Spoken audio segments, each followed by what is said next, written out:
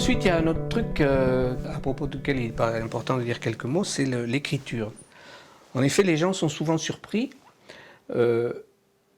d'apprendre qu'un documentaire, ça s'écrit. Il y a plusieurs raisons.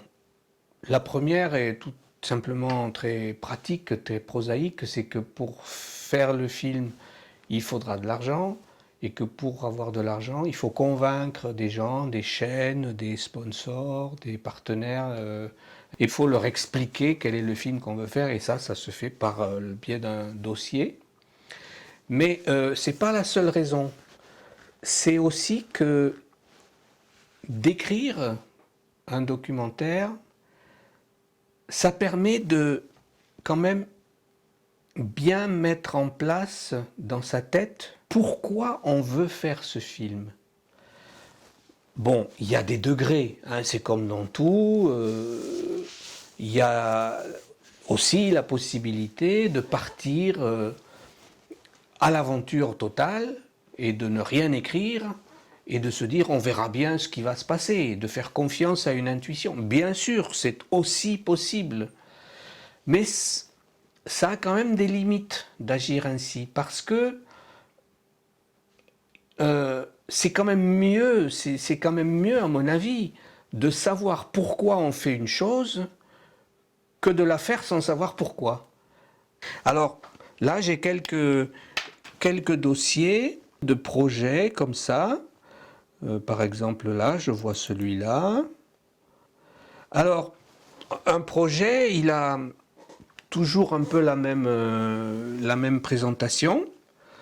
Il y a un résumé dans lequel on va raconter de quoi que ça va parler, et on va aussi être un petit peu aguicheur, un petit peu, comment dire, on va donner envie, peut-être phrase bien tournée qui se termine par un point d'interrogation ou un point d'exclamation.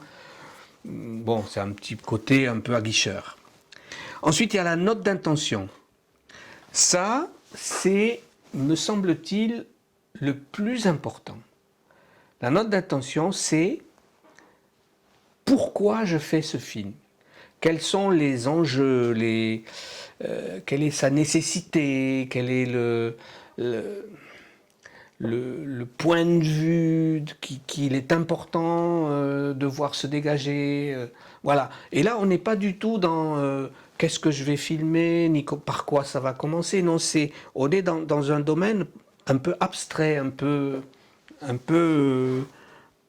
cérébral, quoi. C'est presque une petite dissertation. Il y a première partie, deuxième partie, et puis troisième partie, note sur la réalisation.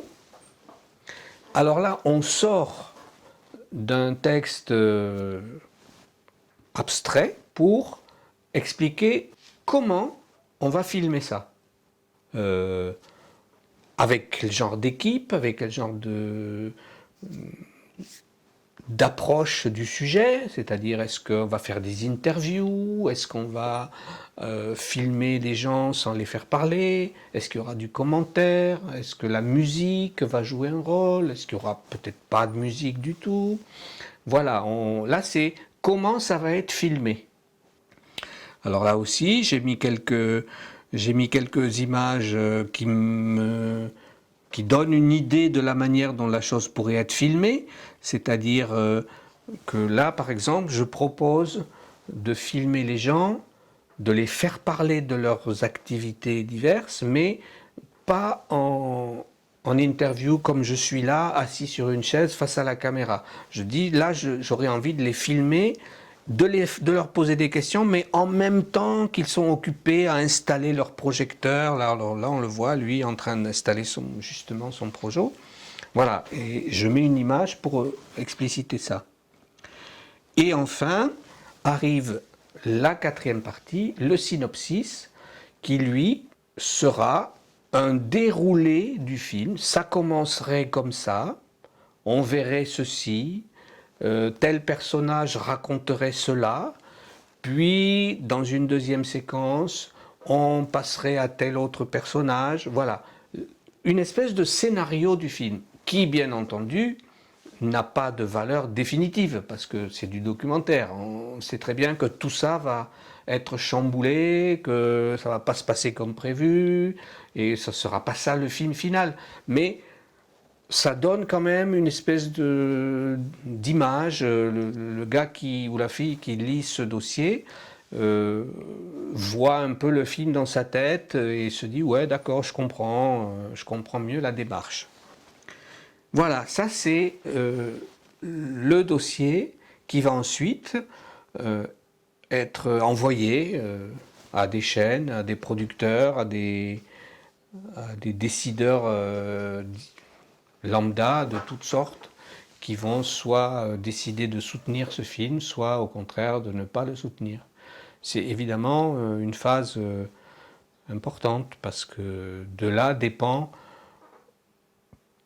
l'existence même du film.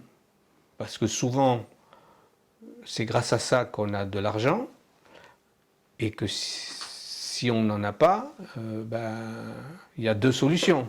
On se dit, bon, on ne m'a pas accordé, on ne m'a pas fait confiance sur ce projet, qu'est-ce que je fais? Alors si on y tient vraiment, si c'est pas trop difficile à faire, on peut passer outre et le tourner malgré tout avec les petites mains qu'on a et le matériel dont on dispose.